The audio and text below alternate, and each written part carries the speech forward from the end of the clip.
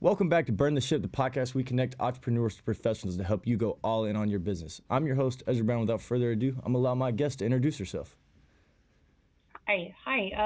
Thank you for having me. And my name is Angie Monko, and I own a company called Harmony Harbor Coaching, and I help women to realize they don't have to suffer and to use their gifts, to really see their inner gifts Right. so that they can have the healthiest relationships possible. Okay, that's awesome. That's awesome. I see we got a limper in the background too. That's my dog Mars. What's up, buddy? So Angie, I appreciate you joining us today. First and foremost, thank you so much for taking time out of your day to do this show with us and kind of shed some light on how you became who you are and how you got into the coaching space. And tell me a little bit about your story and kind of how you got to where you are now. Sure.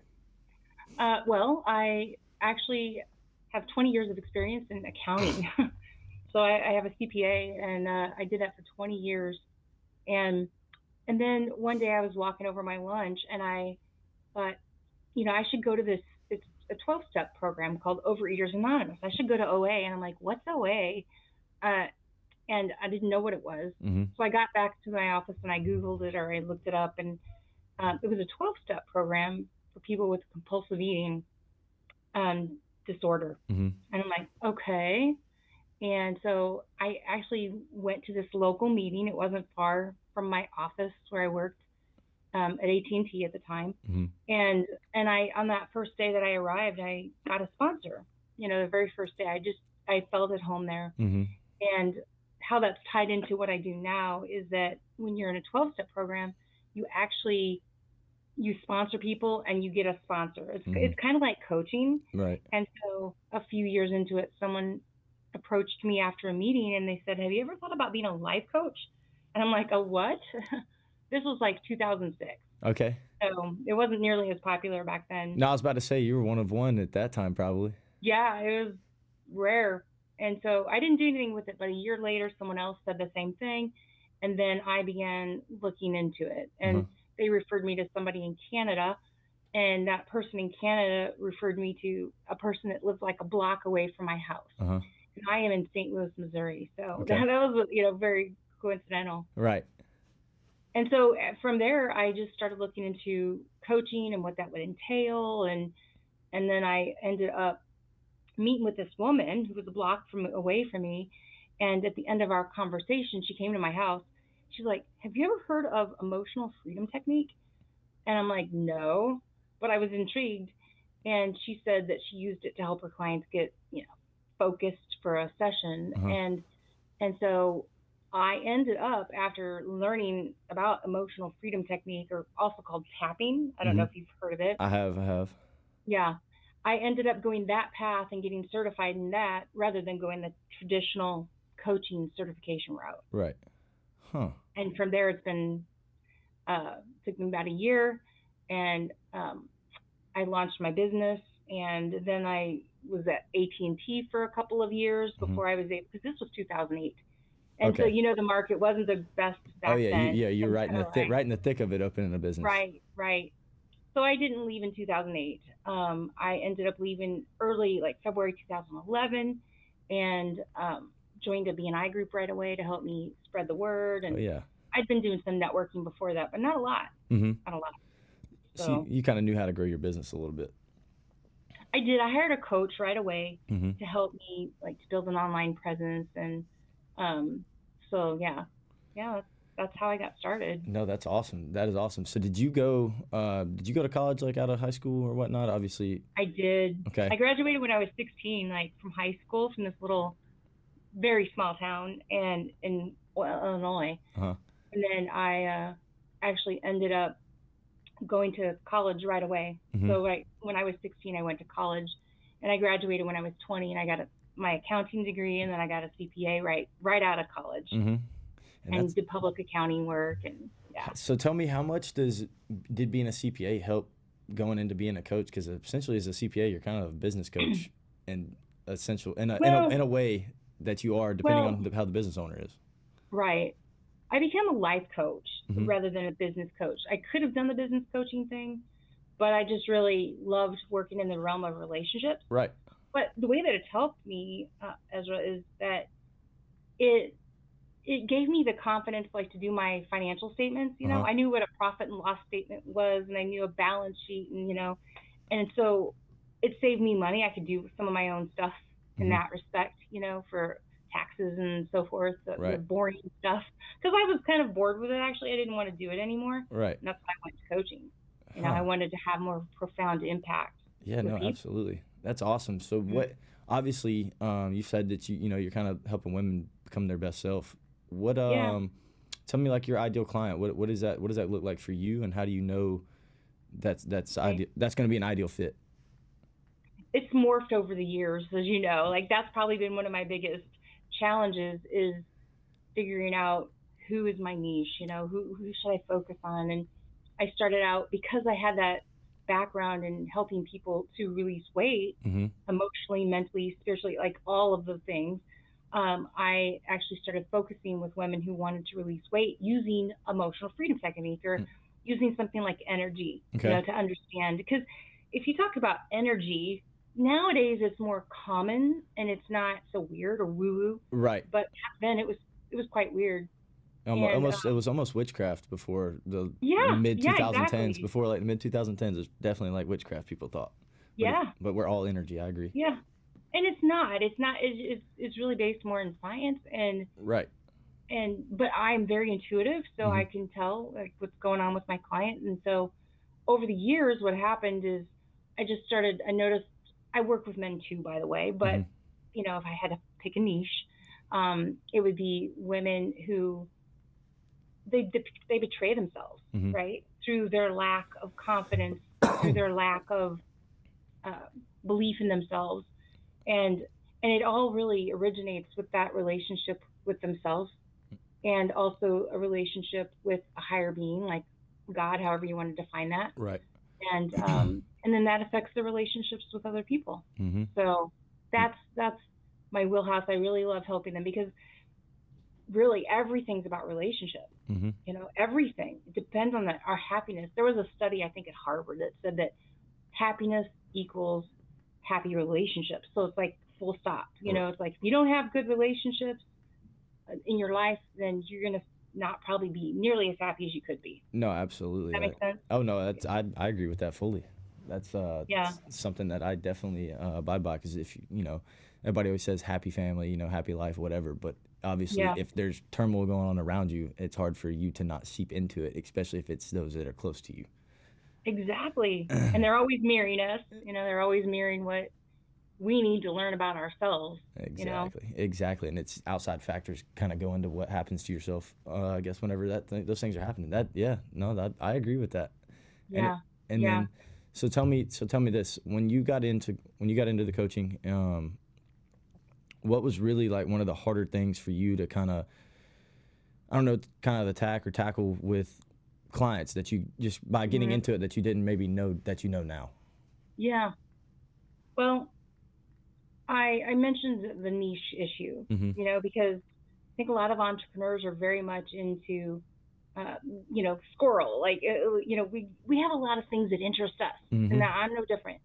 And so, I would get distracted by, well, am I bored now? Like, do I want to focus on someone different or, whatever in my business? And the good news is that humans are never boring, Mm-hmm. like they're never boring. There's always something that I can learn from them and they can learn from me.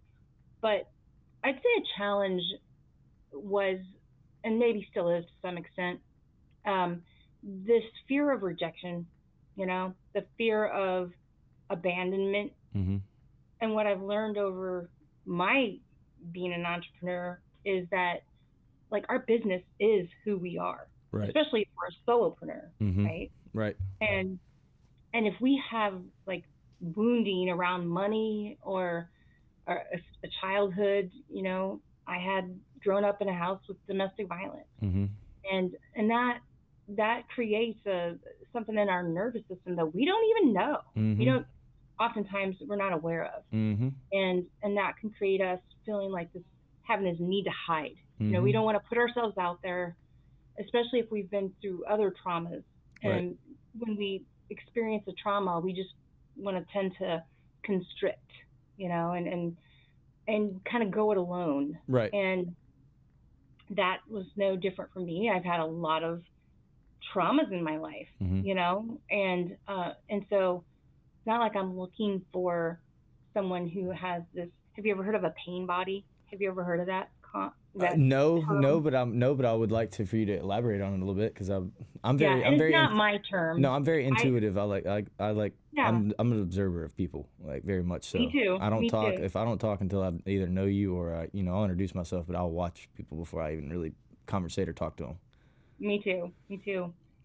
And because we're looking to create that trust, Right. you know. Yeah. But it's so even though I've had a traumatic life Uh huh. myself, I I'm not looking necessarily to attract people who have a pain body. And what I mean by that is somebody who's had these experiences of trauma, and it's usually subconscious. They don't realize it. See, I'm a hypnotist as well, so Mm-hmm. that I have some training in that. And so our subconscious and what's going on in our feelings and on our body, that's dictating everything, you Yeah. I know? mean, yeah, that's a valid point because I was a college athlete and it definitely dictated how I would perform as how much anxiety I had as I was playing. Yeah. Yeah, and you Yeah, could and feel it. it's like it's our image, our self-image that allows us to either excel or not, Yeah. and so if there's a lot of pain there, a pain body is just that it's it's it's invisible, Uh huh. right? But a pain body is just that all that trauma, all that hurt, and all that pain that we've accumulated over our life, our experiences, and that we then made a story about that pain. That is what a pain body is. And so, what I'll give you an example. Um, Not to be real deep, but I'm a Libra, so I go deep. I Okay. go deep in conversations, and it's just my wheelhouse. And in 2018, I lost my only child. Her name was Madeline, or Okay. Maddie for short, and she was 22 years old. And she had cystic fibrosis. And Okay. I learned that when she was 4 days old that she had cystic fibrosis. Mm-hmm. And and so, you know, losing her was well, ask any parent that's lost a child. It was very, very traumatic. Right. And I didn't expect it, even though I knew she had this illness, Mm-hmm. had that anticipatory grief. Mm-hmm. I still did not expect her to go when she did. Right. And I didn't get to say bye to her that night. And so after that event, and this is what I mean by a pain body and the experience, and Mm-hmm. hopefully this makes sense to Mm-hmm. you. Um, I was in BNI group Mm-hmm. at the time, Business Network International is Yeah, what it's I'm in called. BNI's. We're very big advocates of BNI here. I love BNI. Yeah. I love BNI. And so I did it for about 7 years, and with two different groups. And in this last group, I had been there about 3 years, and I had just become the vice president of that group on October 1st Mm-hmm. of 2018. Mm-hmm. And then 26 days later, my daughter died. Mm-hmm. Okay. And so I'm trying to, I don't know, I don't want to go into too much detail because it's not that important. But Mm-hmm. the fact is that, remember, I said there's this pain body. Mm-hmm.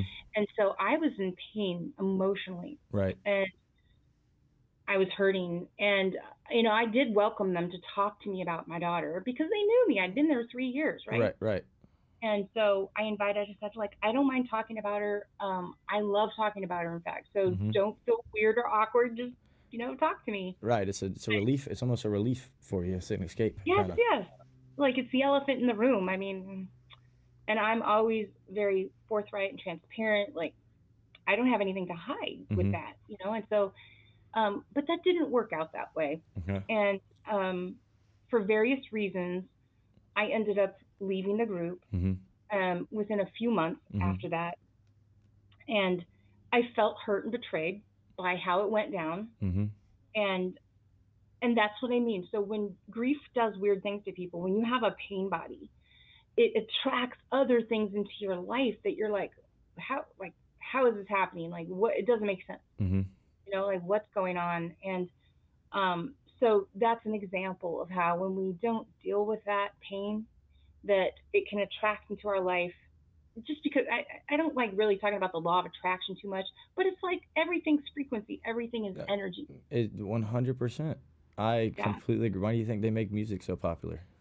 yeah, because there's certain Yeah, frequencies they can make to make your brain wire a certain way, do certain things. Yeah, I completely agree. I'm a big, I would say people call it conspiracy, but it's not conspiracy. It's the truth. It's a scientific right, fact, you know. So it's one of those right. where I agree. Energy, law of attraction, all that stuff for sure. It's Yeah, I'm super it Christian, just super just Christian. is, So right? that's straight out of the good book too. So Yeah, yeah, yes. that that's And so, that's crazy, and I'm sorry for your loss though. But I thank you. appreciate you sharing that with me, very much You're so. welcome. But no, I did not know the term pain body though. But it makes sense. It does make Hmm. sense, and it's almost like I guess like whenever something does bad happen, you feel like other bad things keep happening, and Right. that's exactly what it is. It's that. That's exactly right. And there's truth to it because if we feel sorry for ourselves or victimized or what have you, we do tend to look for things bad to happen. And it's not, again, not for me. It was not conscious. Right. I thought I was doing everything properly. Mm-hmm. I thought I was grieving and I was crying and I was not rejecting my feelings or anything like that. I had been trained. I knew how to deal with pain and Right. how to deal with feelings. And so I thought I was doing everything right. But here's the thing, we all have blind spots. Mm-hmm. We don't know. We don't, they're blind spots for a reason. We don't understand where sometimes we feel blindsided by Yeah. things, and it's because there's feelings, there's belief systems that we are have operating in us, but we're not really conscious of them. Absolutely. You know?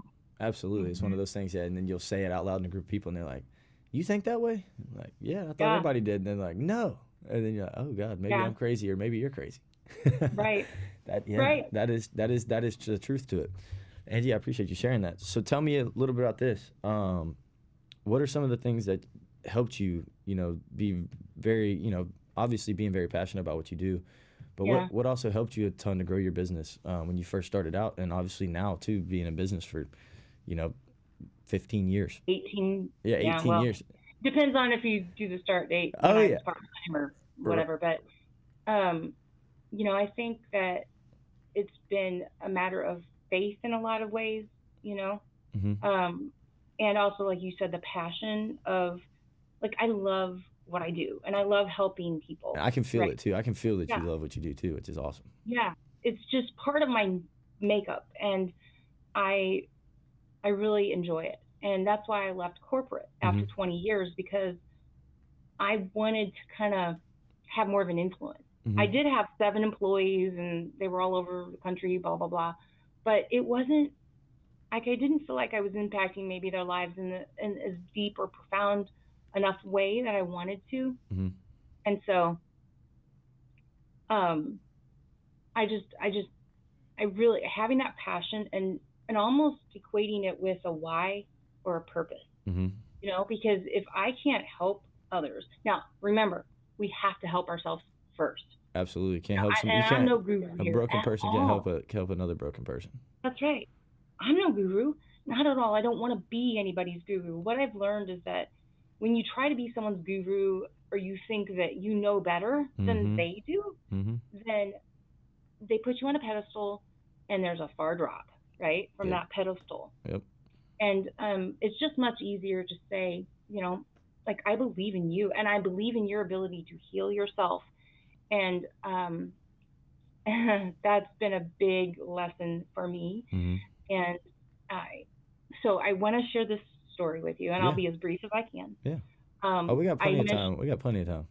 okay, well, I'll still try to be brief. And last August 1st of 25, Mm-hmm. I was getting ready to leave on a vacation, and I was walking out the door, and my mom was with me. We were going to go on vacation together, and I didn't know it, but my dog Mars, the one you saw here earlier, he ran out the door. Mm-hmm. And literally, it was the last trip to the car, and we were going to come turn the lights off. And as I was going out the door, he actually he got under my feet, Mm-hmm. and so I turned to go back inside, not knowing he was right under my feet, and I tripped on him, tripped over him. I didn't hurt him actually, but I kind of lost my footing and I went kind of flying and I fell on my left hip Mm-hmm. and I broke it. I fractured it, Mm. and I I could not move. Mm-hmm. Like I've never experienced anything like that before. And I was just laying there, and my mom, she had to call an ambulance Mm-hmm. because there was no moving, there was no getting up. Mm-hmm. So they took me that day to the hospital, and they diagnosed me that day with leukemia Oh my that same gosh. day. And I'm like, what? you know, I had a few signs that something was weird. Like I had done some fasting, Mm-hmm. and I got these little red dots on my leg. They're Mm-hmm. called petechiae, Mm-hmm. and it's in like a little broken capillary. And I'm like, what is causing that? Because I've always been a health nut. Like, Right. I've always been very preventative. I won't bore you with the details, but I mean, let's just say, holistically speaking, I was on a journey of health and Mm-hmm. prevention. Mm-hmm. I was always looking for something for my daughter Maddie, Mm-hmm. right? And Right. so that led me to looking and finding solutions and so forth. Mm-hmm. This is what I mean by blind spot. Right. Like, I I couldn't understand it. I was in the hospital for over 6 weeks Mm-hmm. between the hip and the leukemia. Mm-hmm. I just I did ask myself quite a bit, like, why? Like, Mm-hmm. I don't get this. Right. This doesn't make sense to me because of what I told you. Like, I was addressing things on a holistic. Right. If you could think of one word with me, it'd be holistic. It's Mm-hmm. physical, emotional, mental, spiritual. It's like, look at the person as a whole. We're not just a physical body, Right. right? Right. And so anyway, I actually I didn't hate being in the hospital Mm-hmm. because I got to slow down, and I got to help people there. Right. They called me the oil lady The because oil lady. I used essential oils. I had my little table with all my essential oils next to me, um I was able to help some of the nurses there who were so stressed out. And so, see, I really loved that part of it, and I like slowing down and that kind of thing. Yeah. And I found forgiveness. I Right. found a lot of forgiveness while I was in there, Mm-hmm.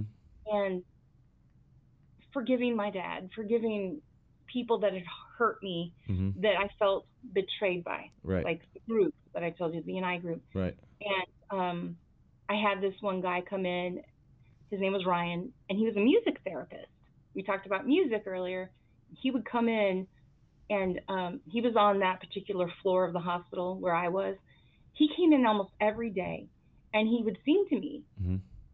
and it was so beautiful. He had an acoustic guitar, and young man in his late 20s or something like that, and we just had a nice connection. And he came in every day, and it really increased my faith Mm-hmm. in God, Mm-hmm. you know, Absolutely. and it was beautiful, and just because he was so loving and he was so present, and it really had a profound impact on me. And I just appreciate him so much. And um, so that spurred on that forgiveness, right, of others, of life, of, well, how could this have happened to me? It just did. It Mm-hmm. just did. And I told you recently we had this podcast scheduled for a different time. Mm-hmm. I did 1 week of chemo while I was there, Mm-hmm.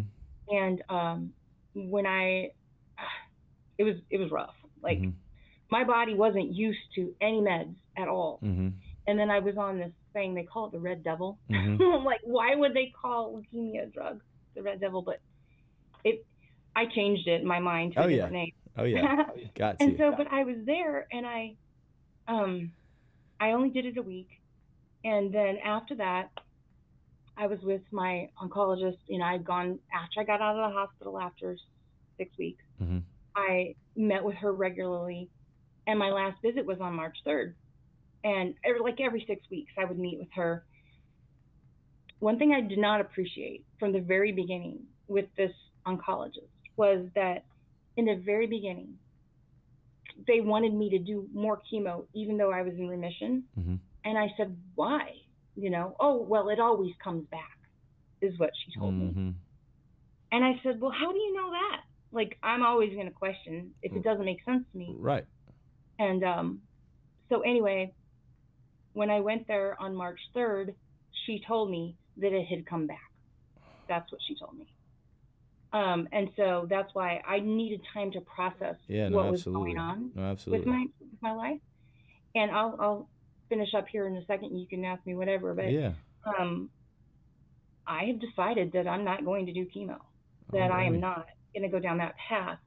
And it's not an arrogant thing. It's Mm-mm. more of a, I'm trusting my body Mm-hmm. to heal. Oh yeah. You know, and I'm doing so many things: hyperbaric oxygen chamber every day, Uh-huh. an infrared sauna every other day, Okay. but also dealing with my, can I say shit? Yeah. Yeah. Like dealing with that stuff that, that would cause me to feel fearful. Mm-hmm. I'm dealing with it. Like, and it's the hardest thing I've ever done, because there was, in my story, I feel like God knew that to get my attention, do something to my health, because Mm-hmm. my health was everything to me, Right. and so do something to my health, you're gonna get my attention. And now, after what they said that it was coming, that it could come back, just, it's like, that's scary, right? To go Mm-hmm. against the grain of the Mm-hmm. whole establishment and say, okay, but not. Basically, she told me, she said, well, do you want to do 30 more days of chemo and do a bone marrow not a biopsy, a transplant? That's what they were suggesting I do. And I'm like, no, I don't want to do that. But I went home the next day she messaged me and she said, well, Angie, let me know if you want to do that. Or alternatively, we can refer you to a good hospice and palliative care for your comfort. That's what she said. And hospice, that's Mm-hmm. when people go to die. Oh yeah. And I'm like, I'm feeling good. I do qigong every day. I do block therapy. Like, I do these things every day, Right. and my body doesn't feel totally normal yet. But the thing is, it's like I've had to work to get those voices out of my head. Mm-hmm. I don't have to buy that. I don't have to believe that. Right. No, So, that's so all. that's where I'm at. No, that's awesome. Have you I don't know, I'm sure you've probably read into it. Have you seen about dog dewormer? Yes. You said dewormer? Mm-hmm. You mean horse dewormer? Dog dewormer. I'm taking ivermectin. Mm-hmm. Yeah, So, but I don't we're know about the big on the dog. I'm big on ivermectin stuff. Look into it. Hmm. Look into it. I don't want to say much on the air anyway, Okay, but okay, yeah, I get it. just look into it. Because Okay, they try to hide it, but it's a proven method to actually work. yes, But I was and about to I take. say my granddad's beat it twice, and then my grandmother has as well. She beat it once. They're Okay, married to each other. The other two, one passed away, but he was too long gone from smoking. Smoked okay, carton of marbles a day. You wasn't helping right. that. But no, I appreciate you sharing that with me. But back to the business side too with it is it really does show that how passionate you are about what you do and that you actually do practice the things that you're preaching to these people. So that's a very very much of a relief to what you're doing as opposed to being I'll be a life coach, but hey, I'm gonna go drink 63 beers at the bar on Tuesday. Right, right. um, but no, tell me this: when you burnt the ship and went all in on your business, you were working in corporate, had no telling, what that pain was for you or that pay was for you, just to leave and kind of step out and go Yeah. on your own. What was it like to burn the ship? Oh, it was very scary. Mm-hmm. And I remember I told you emotional freedom technique. I learned how to do that. And what it does is it just calms the nervous system and it helps you to rewire the neural pathways of your brain Mm-hmm. to come up with a new belief. Mm-hmm. And so I knew how to do this, and yet I avoided doing it for over 2 years while I was at AT&T because of the golden handcuffs, because of the 401k and the Uverse TV and the cell phones, and like Mm-hmm. all that, right? Mm-hmm. And the salary, and then one day I decided, you know what? I'm just going to make a list of all the reasons that I can't leave there. Mm-hmm. I wrote them all down, all those things I said, plus the mental, like, well, if I go out on my own, who's going to support me? I have an accounting department, I have a computer department, whatever. I won't have any departments. It'll all be me. Mm-hmm. And so I wrote everything down and I recorded it on one of these old digital recorders. And on my drive into work, I would just listen to the recordings and I would do my tapping. I started doing the tapping, like, even though, because you say, like, even though I cannot leave AT&T because of those golden handcuffs and the specific golden handcuffs, I love and accept myself. And so I had specific tapping phrases and I did it every day. Mm-hmm. But it took me over 2 years to become willing to do that. Right. And then when I became willing, the reason I hesitated is that I knew that it was going to work and it would create instability, it would create chaos and drama. And I had a huge security need. I mean, accountants, think about it. Like I wanted to know. I wanted the certainty of, well, will I be able to make money and blah blah blah, right? I wanted control. Oh yeah. And so about 2 months after I started doing this, my boss, who lived in Texas, he wasn't even in St. Louis, he called me up and he said, Angie, we would like for you to relocate to Chicago and do what you're doing here. I oversaw retail audits, Mm-hmm. store audits. And he said, but just move to Chicago and do it. And I didn't have to wait very long to say, no, thank you. Mm-hmm. My kids were in high school. I have a stepdaughter too, Mm-hmm. Maddie and Chelsea, and they were both in high school, and I didn't want to relocate them. Right. We have family here, and so I said no, thank you. And that's when, instead of just leaving without any kind of severance or anything like that, they Mm-hmm. gave me a really nice severance to leave, you know. And so it gave me some cushion, financial cushion, and I loved that. Absolutely. um, and I left on a Friday, and I remember that following Tuesday I joined BNI Mm-hmm. because I knew I needed to get my voice out there and I needed to get my message out, Right. and it worked really quite beautifully, Mm-hmm. I would say, you That's know. awesome. That is Yeah, awesome. That is awesome. I appreciate you sharing that with us. And then the last thing I have for you, Angie, is we ask everybody that comes on this show, what do you want to do with your time? Say you got everybody coached up, you get to do with your time as you please. What is it that you want to do? Do you want to sit on the beach? Do you want to, do you want to go drive up and down the coast in yeah, California? Do you want to go travel the world? Or what is it that you want to do with your time? that's a great question. I have been a traveler. My family and we've traveled all over the world: Australia, Paris, all over Hawaii, all over United States, Mexico. Um, and so I do love to travel, and Mm-hmm. I do enjoy that. After having been through what I've been through now, with the leukemia and all that, and finding that resource within me that I can I can do what I can do anything if I can heal my body, Mm-hmm. from not listen to the predictions or reports or whatever, Right. then I can do anything. Absolutely. And what has become abundantly clear is that for me, being with people Mm-hmm. that I love, Mm-hmm. and not just my family, I have amazing friends, and I like having that cushion in my day Mm-hmm. to be able to call them up and talk to them and Mm-hmm. just really connect with them heart to Mm-hmm. heart Mm-hmm. and be there for them, be present for them. And of course, with my husband, he's amazing. Mm-hmm. And with my mom and my dad, and yeah, my dad and I have healed our relationship, so it's beautiful, That's awesome. and I don't hold grudges. I don't hold any more grudges. Like that's all been wiped away. So when it's all said and done, I think, Ezra, that what's really important is that we feel safe Mm-hmm. with our relationships. We know that someone's got our back, Mm-hmm. and it's not just people, but it's our relationship with God. Mm-hmm. You know, Mm-hmm. however someone defines that. Yeah. Um, so I enjoy. I'm kind of living how I want to right now. Which is You know, awesome. Which is a great thing. yeah, it's like, I mean, yeah, this illness, it changed things for me, but it also helped me to see that people really love me Right. and that I really love them. There's more to You it. know? There's more to it than just the name Angie Monko. That's there's Oh more. yeah, There's more. yeah, There's way like more behind the onion once you start peeling.